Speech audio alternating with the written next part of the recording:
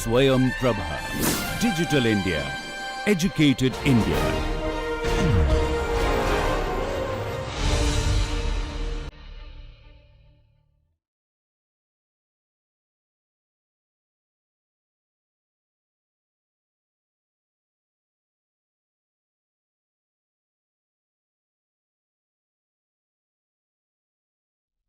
Welcome you all to the expert talk on design thinking for innovation and entrepreneurship program organized by Ministry of Education Innovation Cell jointly with IIT and CBSE. Myself, Dr. Ilangovan Kariyappan, Assistant Innovation Director, Ministry of Education Innovation Cell. Today we have with us Dr. P.V. Madhusudan Rao, Professor in Department of Mechanical Engineering and Department of Design at IIT Delhi. Sir has over 3 decades of experience. Today's topic of talk is on design thinking and innovation and entrepreneurship. I welcome you all for this program. I welcome you all, sir, for this program. Thank you. Yeah. So, brief profile about expert speaker today. Dr. P.V. Madhusudan Rao, sir, is a professor in the Department of Mechanical Engineering and Department of Design at IIT Delhi. He was also the founding head of Department of Design, and he is also co-founder of Assistech Lab, which works towards the development of assistive technologies to empower the visually challenged. Sir is also coordinator at IIT Delhi for Innovation Center. Professor has been involved in promoting innovation and entrepreneurship culture among the students and faculty members in IIT Delhi. So, Professor is also an visiting scientist at MIT and Stanford University, USA. So, with this brief, now Professor, today we have been talking about design thinking for innovation and entrepreneurship. Many students are involved in design thinking, and also they have been coming forward themselves to bring develop a product in innovation and entrepreneurship. So, just we want to hear from you how important is design thinking in today's scenario, Professor. Yeah. Good. So, one of the things which you see, particularly if you look at the last 1 decade, the number of courses, programs and activities in both innovation and entrepreneurship have considerably increased. So, that's a very, very good sign. And now both schools, colleges, even the young entrepreneurship and young entrepreneurs are also coming up with new ideas and taking ideas to market. So, this culture is slowly evolving, which was not very much prominently there a few decades back. So, that's a good thing. But one of the things which is probably very important is to note is that as there is more activities are happening, we would probably like to increase the success rates of these endeavors. Just to give an example, large number of innovation activities, even hackathons and some of the incubation activities, the people who are actually coming forward to do these ideas, they are actually able to address technical aspects. That means feasibility of idea, they are able to do very well. That aspect is being done probably better. And it's also because probably many of them come from engineering background and maybe science background. So, the feasibility of idea gets tested through proof of concept or functional prototypes or even building minimum viable products through prototyping, etc. But what is actually missing are 2 things. One is that before you actually embark on any new idea or a innovation journey, identifying the right need and validating that particular need is something which most of the people are not doing it. Okay. So, that is a very, very important aspect in any design thinking process, which we are not seeing as much as it should be. The second aspect, which is another very important aspect, is looking at the business and market aspect more strongly. Now, most of the innovators and students, they actually first try out their idea and then they think of business or a market. Whereas the design, as per the design thinking, these things should come very early. So, what design thinking actually does is it kind of provides a mechanism where you can look at the innovation process more holistically and not just the feasibility aspect. So, what we are saying is ki feasibility is important, but the desirability and viability are equally important, which are not being addressed as it should be. Okay. If you see, Professor, these days many students in schools and colleges are showing interest in innovation. Many students now have access to convert their idea to proof of concept. However, many of these ideas ends as a prototype or is dies it. So how can they take this to market, or how can they reach it to next level? Yeah, so one thing is ki since design thinking process is now widely available, if one can actually adapt to the real design thinking principles, there's a lot of success is possible. Just to give an example, usually what is done in a design thinking is that you spend enough time understanding the problem, researching on, and particularly doing your own primary research, secondary research before you even touch or embark on your solution. So, in other words, design thinking says ki postpone your solution process. Don't jump onto solution, because many of our innovations which students and young people are doing are they start with a solution and then try to fit a need to that, which is not correct. So, if one starts with need and goes through a very systematic design thinking process of empathize, define and validate the need, and then probably look for a solution, that is a more effective process. And second thing which is very important, which is missing in which actually design thinking can correct, is whenever you actually sit for a solution, most of our students and young generation are actually trained to find one good solution. But the design thinking says that when you sit for ideation, come up with as many solutions as possible, because solution has to go through multiple filters. If you start with one solution, you may be stuck, but if you have a wealth of solution, it's possible to filter many of the criteria and actually do that. Just to give an example, let's say from medical field, a lot of students and innovators are doing medical technologies, building medical products. But ultimately, you can do these medical products in a lab or in an institute, and then when you actually take it to people, you realize your marketplace is probably a government hospital, which you never visited, you never understood how the treatment happens in a government, let's say hospital, and who are the people who come, what are their socio-economic conditions. Understanding the entire ecosystem where the innovation has to work is extremely mandatory for its success. Presently, that is what is missing, and design thinking can largely correct this particular aspect. And if people can follow more design thinking approach, I expect that the success rates would be very high. That's great, sir. Usually, as you said, students straight away, they take any idea, they want a solution immediately. So, as you suggest, explore different possibilities of solutions, approaches, then working out may lead the product to take to them. And also do enough research on the problem itself, okay, which is very important, because understanding the context of a problem, defining it, it rightly, and validating your problem with stakeholders is a very important to understand before you actually sit for a solution, because the solution direction can change depending on how much research you do. Many times the field study is not being done, so that's also exactly.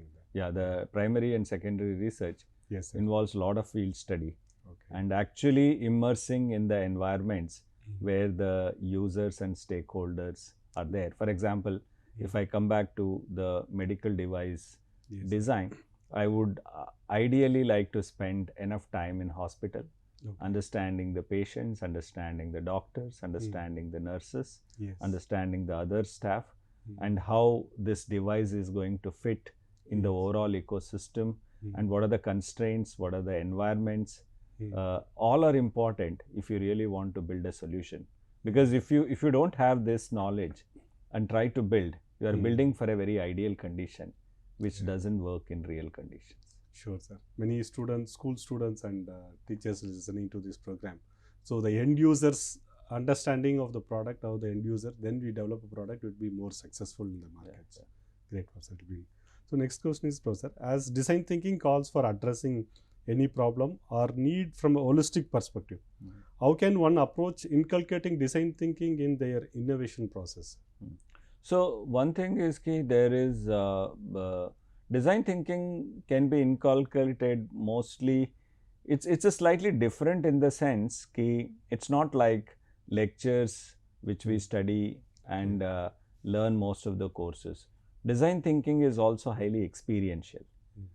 In other words, it's design thinking. I can compare it with like learning how to play cricket. Okay.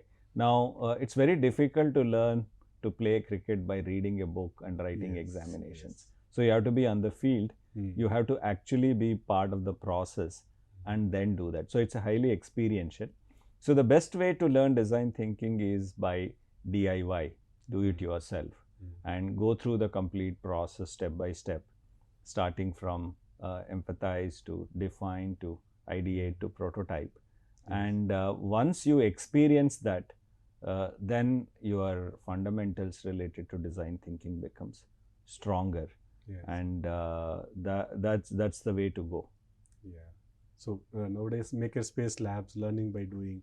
So practicing any product and developing it on your hand will be more success. That's what you are saying. It is true. In fact, the one of the very important aspects of design thinking is also to build as many prototypes as possible. Often when we look from the prototyping perspective, we think building only a physical prototype is the final one, because a lot of students are coming from technical background where they use 3D printing, laser cutting and build a functional prototype or let's say proof of concept. But you know, a lot of I would say research also needs, or a lot of design thinking processes would require you to build look-alike prototype, work-alike prototype, very soft prototypes in even let's say maybe soft materials or even using cardboards, depending on whether it's a physical product or let's say whether the solution is a service or an app, or you may have a different prototyping methods which are available. So prototyping is also, as you mentioned, makerspace gives you an opportunity to fail and fail fast as many times. That's another very key learning from design thinking is that there is no product was ever built successfully which is a version 1 of a product. So unless you fail, and if your every failure gives you enough wealth to try out your new version, unless you go through that refinement process, it would be very difficult to come up with a product which will work in the real world. Okay, that's great, sir. That's why Ministry of Education Innovation Cell also planning to connect the schools with higher education institutions, where they have their 3D printing lab, center of excellence. Like many school kids are already exposed to this adult tinkering lab where they use 3D printing, then IoT, robotics. They are good in hands-on experience. So this input may be a good value addition to them. It is true, and I think now there is a wealth of information is also available, and starting design thinking very early in schools is a very welcome step, because design thinking can be looked at more as a problem solving. If I know this particular process, I can apply to any field, any area of endeavor. I can solve my domestic problem, I can solve my community problem, I can solve my country's problem to any problem. So it's a more of a problem solving approach and a more systematic way of doing. If our students are introduced in schools and colleges very early, it will help them to look at problems as opportunities. Right now, what happens is when you encounter a problem, you crib about a problem. But the moment you are familiar with design thinking, your thought process goes how to address this particular problem, what are the various ways. So that cultural change is a very, very important, and hence schools and colleges would be immensely benefited if we can introduce design thinking and which is happening as a part of new education policy. Yes, yes, sir. So next question is, Professor, how can students and teachers get access to the financial resource to take their idea to market, Professor? Yeah. Any sources? And in this space also, that taking their ideas to market through resources has increased considerably. If I really look at, for example, the schools, schools now do have these innovation boot camps and summer boot camps. We are seeing them in large numbers. And the Atal Tinkering Lab, which is there in more than like 10,000 plus schools, has helped students to basically access resources liberally in terms of prototyping methods, in terms of materials, and to quickly build a prototype to see their ideas taking shape in the form of a product or a solution. So this has definitely done. And when it comes to, let's say, colleges and higher education, again there are a number of schemes which have been already rolled out. Yes. Particularly if you look at the Innovation Council of Ministry of Education has done wonderful job. Earlier only a few institutes were involved in innovation processes and hackathons.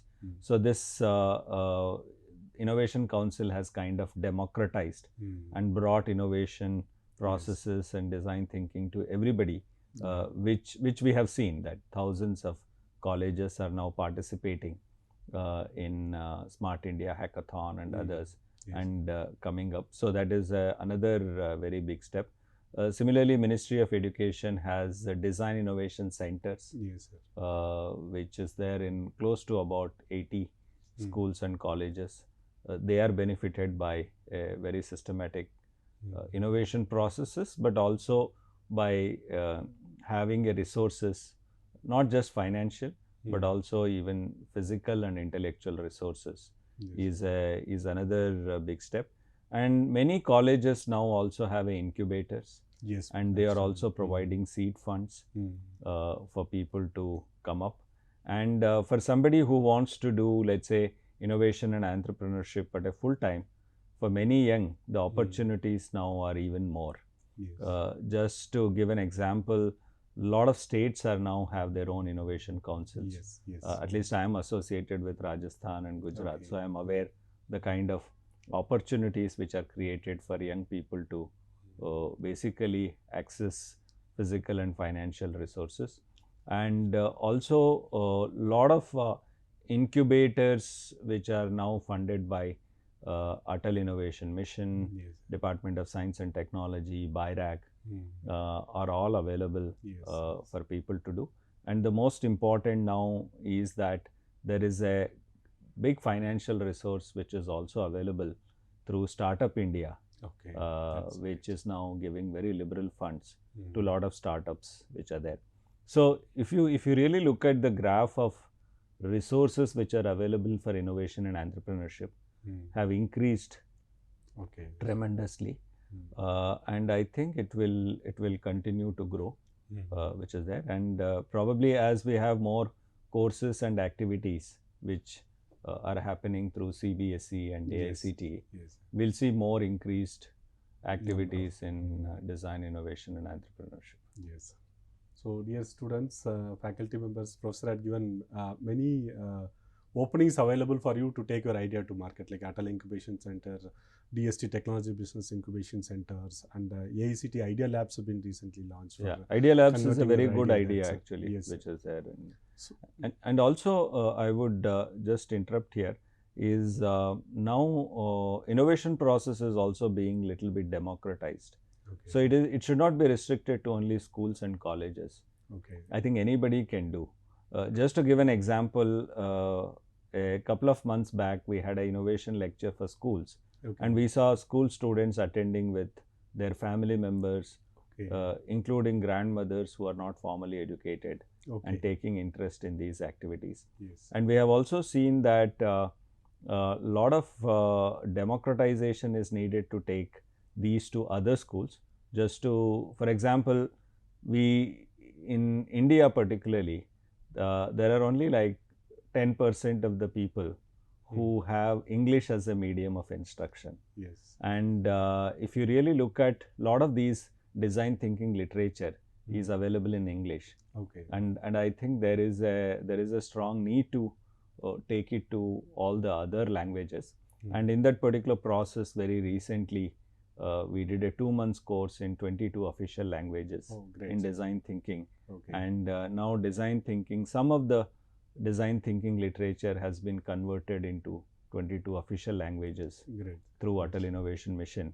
And that democratization of taking design thinking as a problem solving, not only to the educated elite, but everyone can actually make really a transformative changes in the country.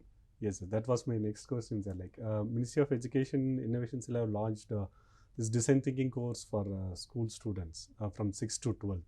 So, and we have an innovation ambassador program where we have 12 hours course for teachers.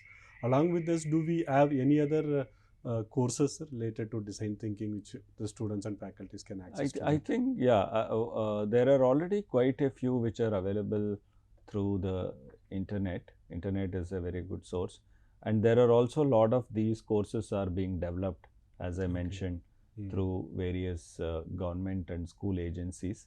But I think even going ahead, we will also see more courses on platforms such as Swayam and others. Yes. More of design thinking modules which would be available to people. So I would say one set of literature is available, but as we expand and accelerate, we may need to develop more contents and I would say more literature, particularly country specific in design thinking, and that's something which has started happening. That's great, sir. So you were talking about grandmothers participating in innovation program with along with school students. Do we need any specific qualification to be an innovator, sir? Because many ask this question actually. Not necessarily. Actually, if I really look at my own experience of conducting design thinking, some of the best ideas have come from people who are not necessarily formally educated. Okay. Like we were actually doing a boot camp for Adivasi students in Madhya Pradesh. And even students who are in like very early classes, primary, come up with really wonderful ideas and solutions which are completely unexpected. So that way the process of design thinking is more experiential and does not necessarily require any strong qualification unless you want to really access some specific tools which can also be democratized. But it's happening all over, and we have also seen same thing when we did few design thinking sessions for school children from Hindi medium and other languages. So I don't think education or a qualification is a bar to learn the design thinking, and I think it can be pursued by anyone. And how to make it happen probably requires some efforts of democratization from our side. Okay, sir. That's really great, sir, because many were thinking that we required a very high qualification or PhD to be an inventor or innovator.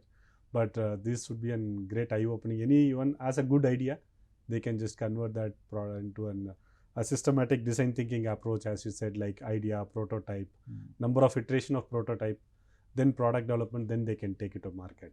So qualification is necessarily not a primary say like criteria to be a good innovator. True. So that was really a good eye-opening, Professor. So this thank you, Professor. This was very useful. I'm sure the teachers and students from both school and higher education listening to this program would have been very good experience and learning for them from this program.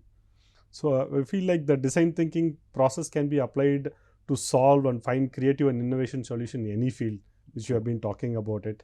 If everyone starts adapting this method to solve problem, then they'll be moving towards a creative society. That's what we have been expecting. And also creative economy. Creative economy, more important, Professor, because our Honorable Prime Minister has been working with that direction. I'm sure everyone's contribution will take our country to next level with that. That I'm very sure. Thank you, Professor, for sparing your valuable time. This was very useful. I'm sure all the students and faculties who have joined for this program would have enjoyed this session.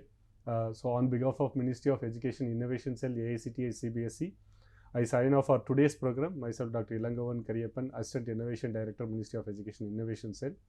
Stay tuned to Ministry of Education Innovation YouTube channel.